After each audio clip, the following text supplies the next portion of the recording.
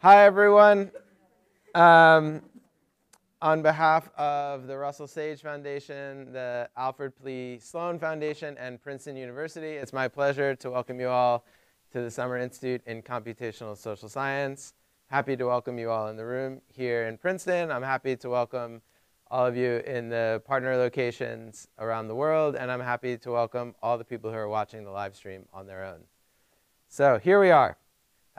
So I'm going to start by giving a broad introduction to computational social science. So one of the questions that I'm often asked is, what is computational social science? And I have an answer to this question. And the answer is, it's anything that's cool. So this is kind of a joke, obviously, but it's also kind of serious. And let me explain why I'm giving this as kind of a serious answer. The reason is that I don't think it's healthy to try to create boundaries around fields, especially as they're forming and changing. So I've been involved in conversations about computational social science 5 years ago and 10 years ago, and if we had tried to write down a precise definition, that precise definition would be really wrong and would keep out a lot of important things. So a kind of analogy that I like to think about is the organic food movement in the United States.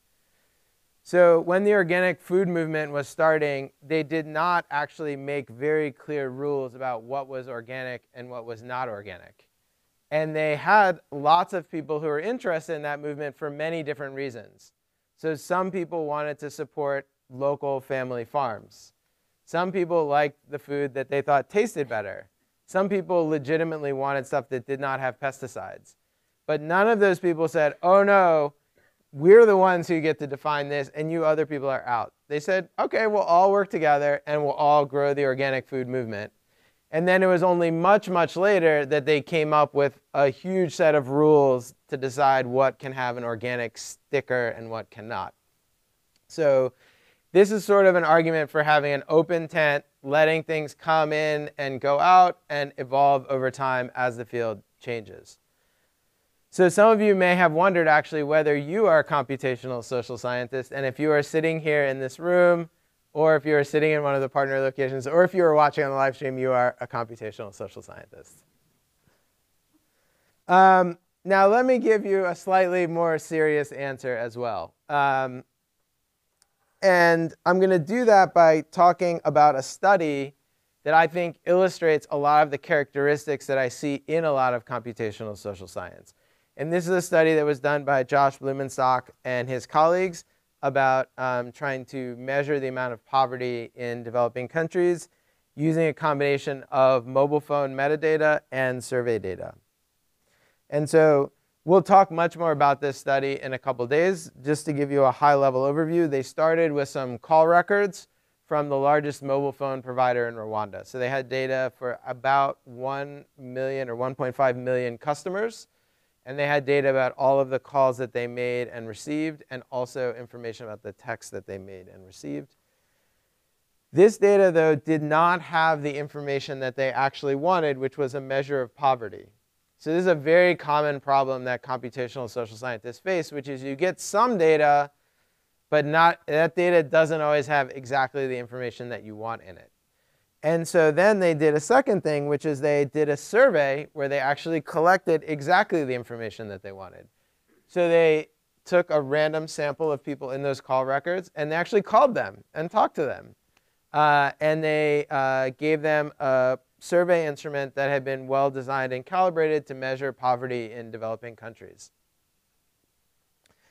Then they linked the two of these together.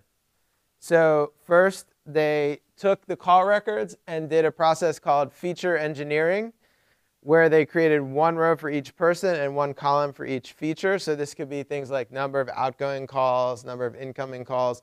But they had many, many, many features. And then they built a machine learning model that would predict what you would say on the survey based on your telephone metadata. And then they use that model to basically impute the answers for everyone else. And impute is just a fancy word for make up, or guess. I guess guess is better. So then they were able to by giving this survey to 1,000 people, estimate the poverty of 1.499 million other people. And then they used the information that was in the call records to estimate the location of everyone. And so they did this by roughly looking at where you made phone calls at night. It's a little bit more complicated, but that's the main idea. So then you put that together, and the first thing they said is, well, how well can we predict from someone's metadata what they will say on the survey? This is a graph showing that. This is done through a process called cross-validation, where they train their model on, let's say, 9/10 of the data, and then try to predict the other 10th. And then they rotate through which chunk they're using. So this shows the actual wealth as measured in the survey and the predicted wealth. And ideally, these would fall along a straight line, and they're OK. There's more detailed comparison in the paper. For our purposes, I think it's fair to say they were able to do somewhat of a good job of estimating what people would say on the survey based on their metadata. But this doesn't actually, though, answer the question which they care about, which is how much poverty is there and where is it happening? And so this shows the 30 different regions in Rwanda and the regional level estimates of poverty that come from both their procedure and the procedure and the procedure from the Demographic and Health Survey. So the Demographic and Health Survey is a high-quality social science survey using standard probability sampling techniques, in-person interviews, and so on. And so what this shows is that they're, and again, we'll go through this in more detail later, this shows that they're able to do a good job of recovering the estimates from a more traditional technique. And this illustrates one of the problems that computational social scientists often face, which is how do we know if what we're doing is even working? So like we can make an estimate, but how do we know if it works? Often we have to compare to something else, but sometimes that something else doesn't even exist. And so in this case, they were fortunate that they could have something to compare to. The thing I did not say is that their approach was 10 times faster and 50 times cheaper. So by using this mobile phone data combined with survey data, they were able to be substantially faster and cheaper than the Demographic and Health Survey. So I want to be clear, 50 times cheaper is not like a little bit cheaper. It's like 50 times cheaper. So what that would mean is the Demographic and Health Surveys right now, they run one roughly every 5 years. However, in wealthy countries, we don't have to wait 5 years to measure important things about our society. We have national statistical services that measure these things every month, let's say. And so if we were able to cut the cost by a factor of 50, we could take something that happens once every 5 years and make it happen once a month. So often when you think about computational social science, one of the benefits is often cost and speed. And that is generally not exciting to many researchers directly. I think it often has to be translated into what that can mean for the kinds of research they want to do. So this is one example of that. And so I want to talk a little bit about what are the characteristics of this study that I think we see in a lot of computational social science studies.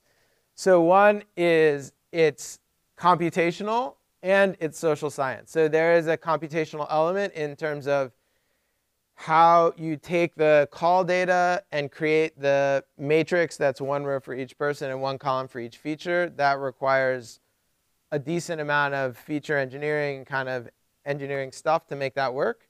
And it also requires social science in the sense that they had to have domain expertise to figure out what's an interesting and important thing to do with that data. They had to know what kind of survey data to collect, and they had to know about how to combine them and validate them in a way that's meaningful to the people that might end up using this research.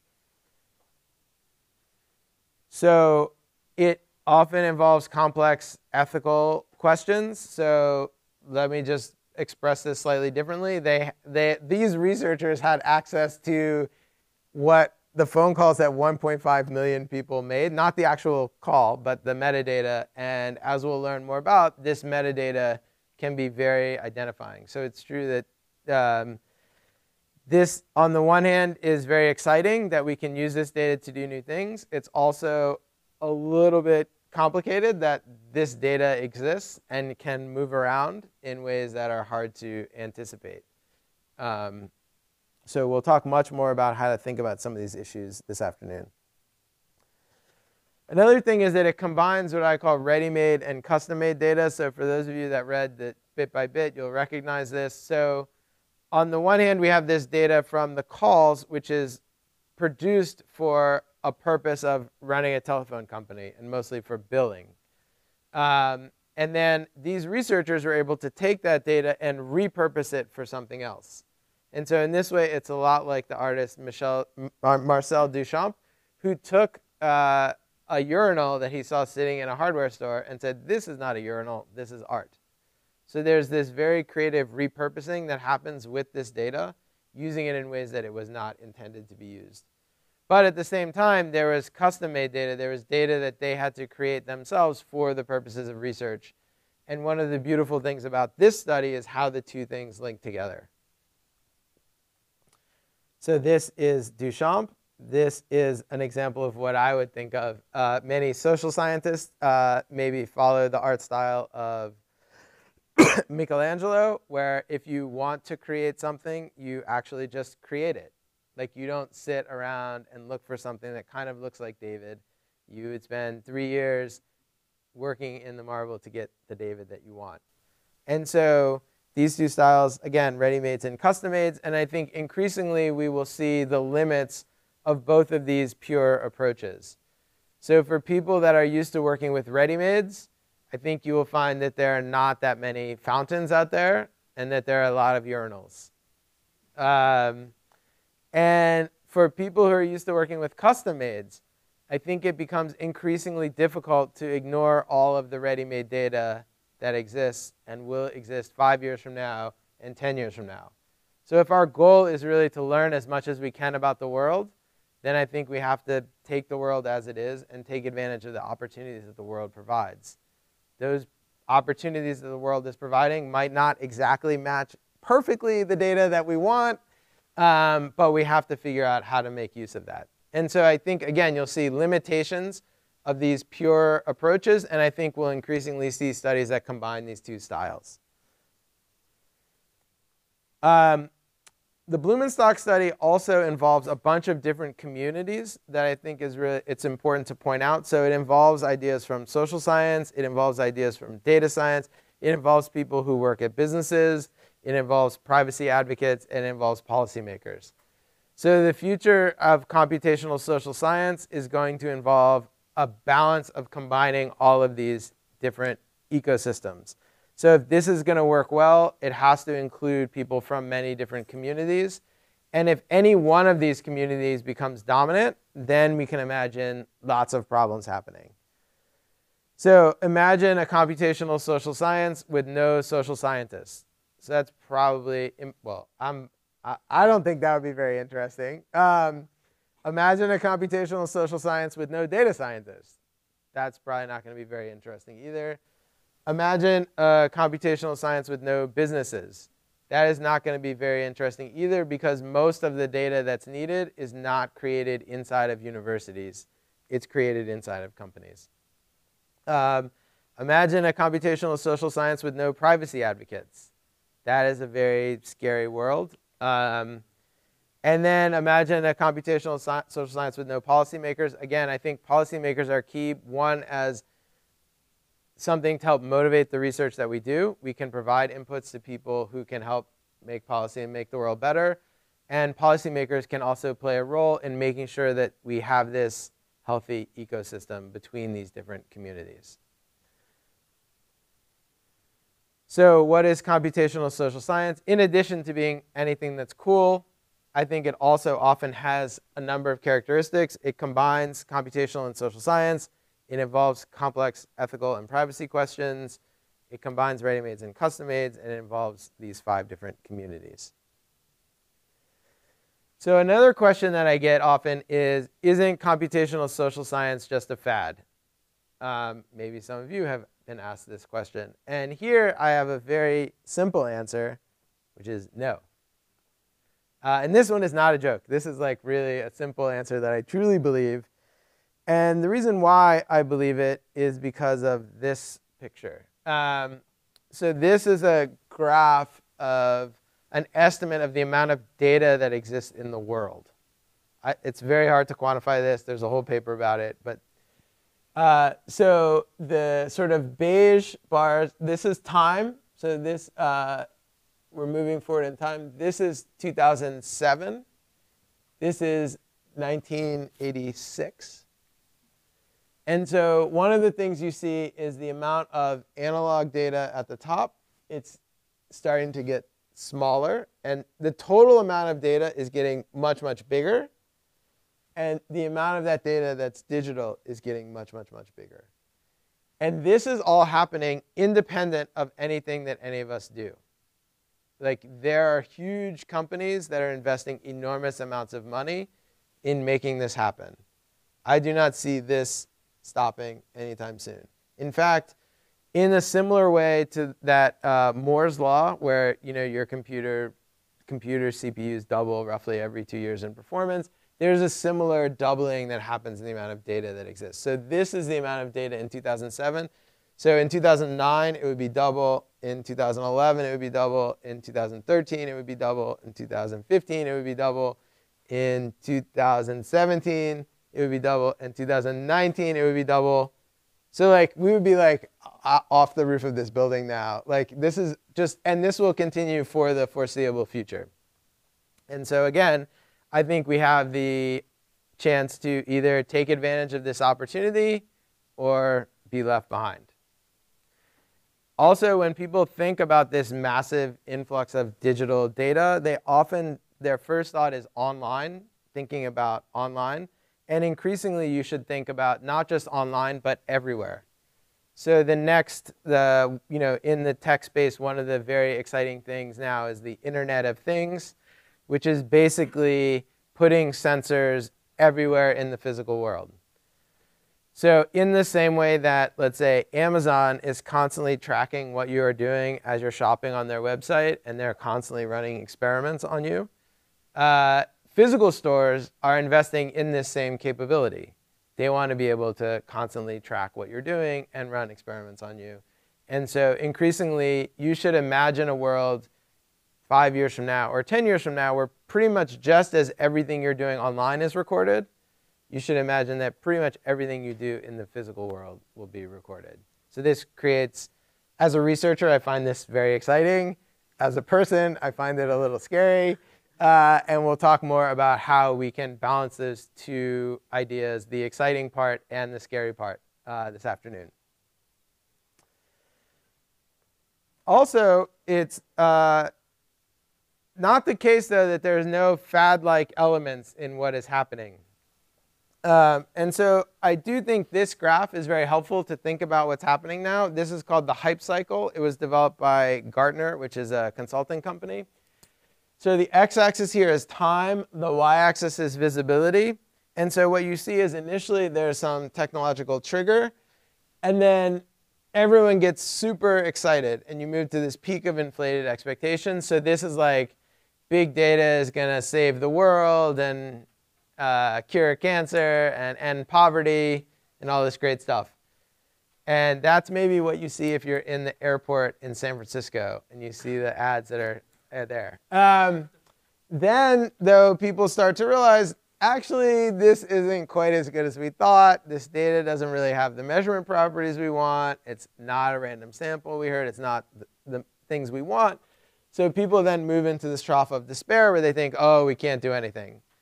But then, eventually, people figure out how to solve these problems. And then we move into this plateau of productivity where this just becomes a normal part of how we do our work.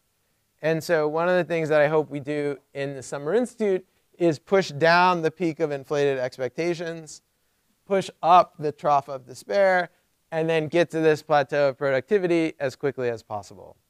So I want to talk briefly about what I think this plateau of productivity will look like to me as a sociologist. I think there's two things about it. One is it doesn't change our goals. So our goals are still the same as our goals were before, which is to learn about the world. It only changes our way of achieving those goals. So I like to think about it, if you have a doctor, then the doctor gets an x-ray machine. That does not change her goals. Her goals are still to help you become healthy. But it just changes the way that she can achieve those goals. The second thing of the plateau of productivity is I think that these new approaches will not displace old approaches. They will complement old approaches. So just because a doctor has an x-ray machine, that does not mean that doctor would never talk to you as a patient, right? That would be a pretty silly doctor who would only use one tool. So, and one of the things we'll highlight a lot throughout the Summer Institute is these kind of complementarities. So that is what I think the peak of the plateau of productivity will look like for us as computational social scientists. How do we create computational social science as individually and as a community? So I think a key idea is going to be blending techniques from social science and data science. So that leads to a very natural question, which is, what is data science? And maybe you all can guess the answer. Anything that's cool. No, I have a slightly more serious answer, but that is a serious answer in the same way it was about computational social science. Now I have a slightly more serious answer, which comes from this paper by David Donahoe, 50 Years of Data Science. This is a fantastic paper if you haven't seen it. He argues that the idea of data science really goes back a long way in the history of statistics and attributes it to Tukey in 1962. He really thinks about it as learning from data. So naturally, statistics is a part of learning from data, but I think it's become more and more clear that there are other ideas that we need if we want to learn from data. And so this paper does a good job of looking back through the history and seeing sort of which of these timeless ideas last. As I said, it includes statistics, but it also includes elements from many other fields. OK, so I think data science alone is not going to be enough if we want to study social behavior. So many of you have seen probably that paper by Chris Anderson, not even a paper, an article in Wired where it says, like, with enough data, we don't need any more theory. So I think we all know now that was a very peak of inflated expectations idea, and it was very provocative. I think we all know by now that that's not really likely to be a very generative way forward. And social science alone is not enough if we want to take advantage of what is now possible.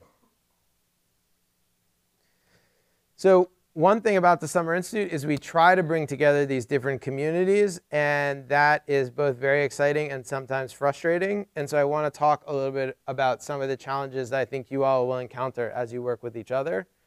So this comes from a paper by Hannah Wallach, who is a computational social science, and she reports overhearing someone saying, I don't get it. Why is that research? So this is probably what you all will encounter when you talk to each other, is like sometimes what someone is saying to you will not make sense as a research problem. So broadly, there are kind of two families of things. You know, in computer science, people tend to study anything or many different things. It's often driven by methods, using large found data sets and focusing on prediction. In social science, we often study social things. It's often driven by specific questions that come out of a long tradition, often with small design data and focused on explanation. So these are, you know, broadly speaking, categories of things, but you'll notice that they're different. If you're used to living only in this world and you encounter someone who's living in this world, it's going to look pretty strange. And likewise, if you encounter someone from this world, and if you're from this world and you encounter someone from here, it's going to look pretty strange. And that's fine. And what we all want to do is try to learn from each other and not really try to question the core ways that other people try to learn about the world. Accept what people do and try to learn from it. How many people think this glass is half full? Come on. Everyone? How many people think it's half empty? OK, good. I should have been keeping better track of who said what, because I often see a difference between social scientists and data scientists in terms of how they view a particular piece of research. So I think data scientists tend to be more optimistic and excited about what they are doing, and not always as cautious about some of the things that are missing. And I think social scientists tend to be a little bit of the opposite, which is they tend to focus a lot on what is missing and not what is actually there. And both of these approaches are really fruitful, and the best research comes from a combination of both of these things. So I hope that we will all see this glass as being both half full and half empty. So that's a little bit about social scientists and data scientists working together. You all will get much more practice throughout the Summer Institute. So with that, let's get started. We also have a minute for questions. So I also, in addition to people here, we also have a Slack channel set up for people at the partner locations to ask questions. The Slack channel is called Speaker Questions. Are there any questions from people here, people from the Slack channel? Yeah?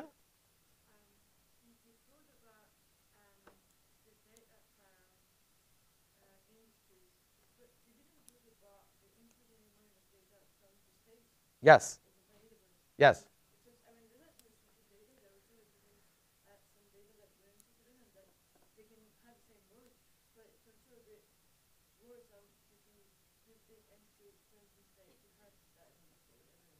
Yes, that's a great point. So I'm going to repeat the question because that way everyone can hear it. We're going to eventually get microphones so that people will be able to, everyone will be able to hear. So the question was about data from the state. And I talked a lot about data from companies, and I didn't talk about data from the state. And I think that's completely right. So I think there is a lot of great opportunity to get data from governments. And we will talk about that some later. And we'll also talk about examples of research that have done that. Yeah? This is a bit of an orthogonal question, but what is the process that is leading to this explosion of data? Because if it's technological, then most of the data that will, and if it's not technological, is it that the data will lead to more data? Yeah, so to repeat the question, what is the fundamental process that's leading to more and more data?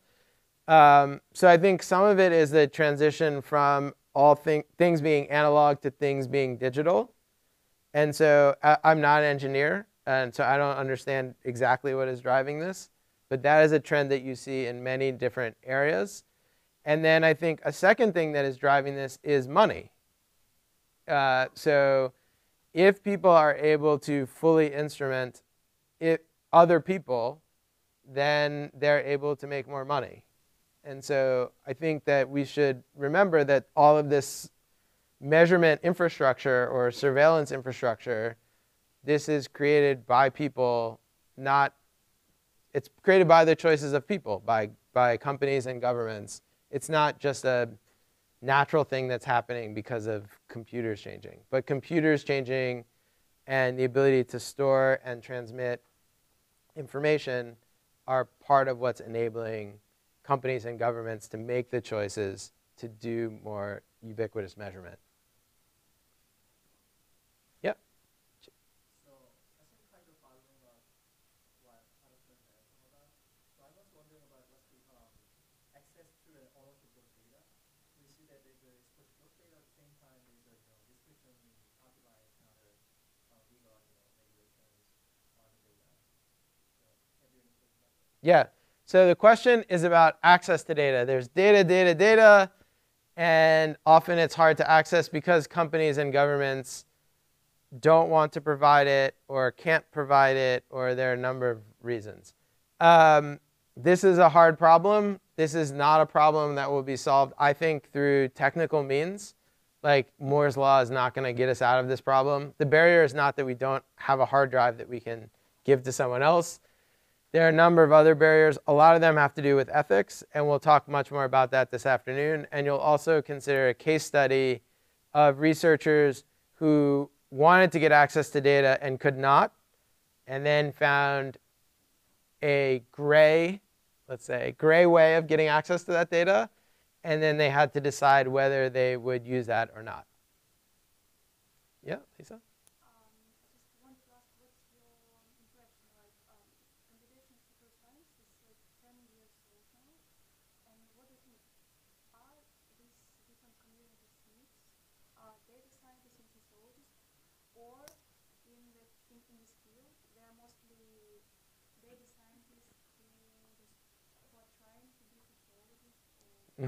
Yeah. So I think this is actually a good segue into Chris's talk, because he will talk a little bit about the different communities that exist and how they will come together. I think my own thought is that, yeah, right now we are, we could all be doing better at learning from each other. And I hope that through the Summer Institute and other programs, we can all learn from each other better. I think there's a question about to what extent computational social science is its own field or if it's part of existing fields. My own guess is that if it will be successful in the long run, it will have to move into the more traditional disciplines. But I think there will still be a space for this hybrid stuff at the edge that will be kind of outside of disciplines. In other words, like what we're doing now, I hope will be happening inside of many disciplines very soon. But then there will still be this sort of at the bleeding edge stuff, and that will probably still be happening outside of disciplines. And yep, Tom? We have a couple questions from other sites. Okay. First one, with the example of the cell phone data records, do you know beforehand why you're using that data or what you're looking for? How do you balance data in terms of searching for a question versus forming a question in search of data? Great question. So just to repeat it for the for the live stream, question was about starting with data or starting with a question. And the example was the cell phone data study from Josh Blumenstock. So that particular study, I think, was a hybrid of both.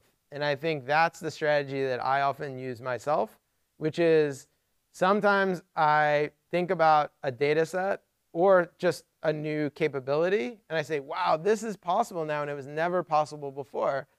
What could I do with that?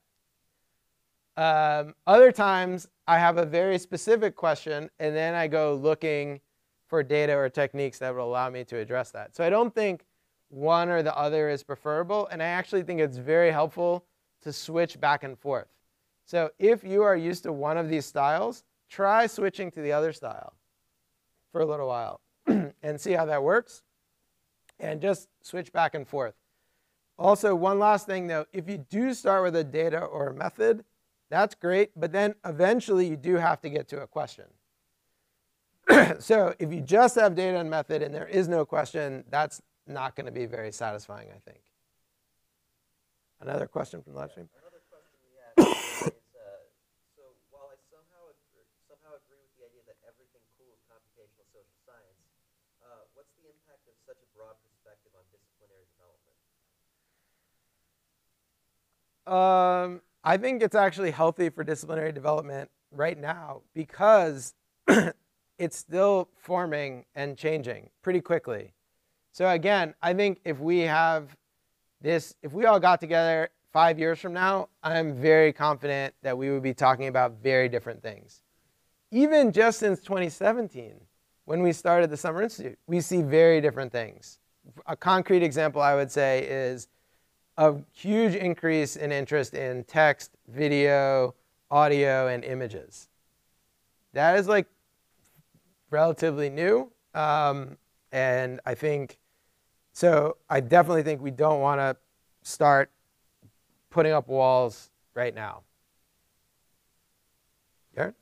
I want to push on that a little bit. Sure. I thought your analogy to the organic movement was pretty illustrative. Mm-hmm. And there's kind of a problem in that space as well, which is they didn't define it, Mm-hmm. and they ended up with a bunch of different organizations thinking that they could define it. So now we have this very like watery definition, like what is organic? It's actually not very clear. Yep. Because like each implementer follows it differently. Yep. So are you concerned about that at all? That we might end up with a million different things that people say is computational social science, none of them is like pure? I am not worried about that. I'm not worried about that at all.